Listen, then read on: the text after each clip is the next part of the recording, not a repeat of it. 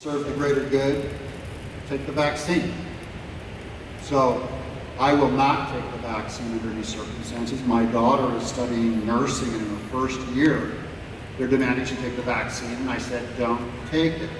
But, and she came to me and said, but I'm willing to sacrifice my mRNA for other people that I want to take care of. And I said, if that's your choice, then go.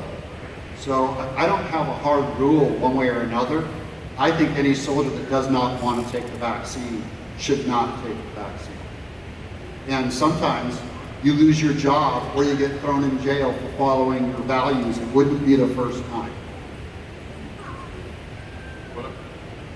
Check. Your friend is, as you're noting, one of thousands and thousands of people in a similar situation. And the counsel I've been giving generally is I think it really does depend on your circumstances to some extent.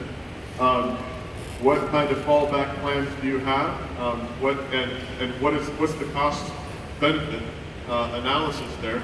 My general encouragement is for those that do have convictions and would not to do it, is do everything they can to resist it for the sake of freedom, for the sake of having the freedom to say no.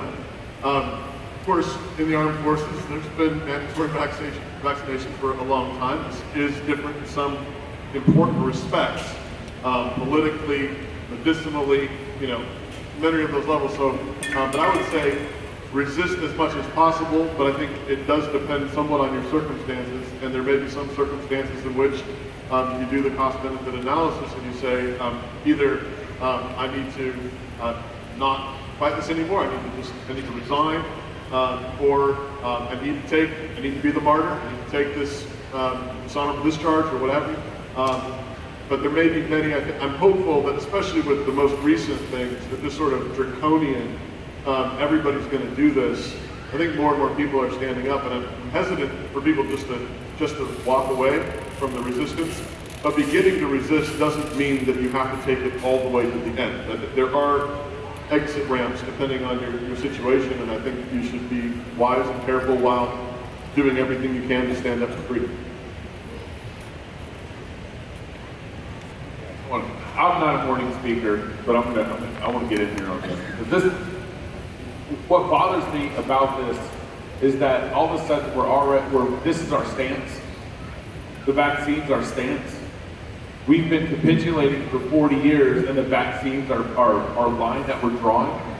We've been sending our kids to public schools for 40 years, and this is our line that we're drawing.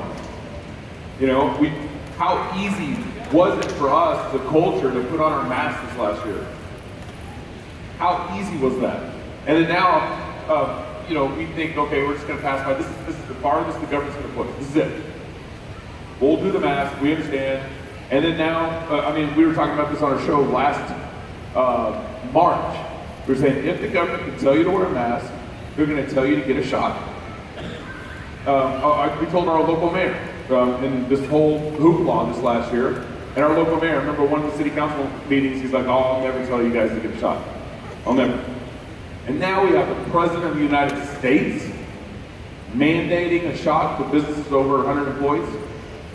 So, I agree with Toby and Doug and all this, but I think the bigger thing is we need to check where we're at right now and what we need to repent of that got us to the point where we're complaining about a mandated vaccine. There are decades of capitulation that got the church, Christian businesses, our society to this point. And I think we need to actually take inventory of what has happened and why we're here now.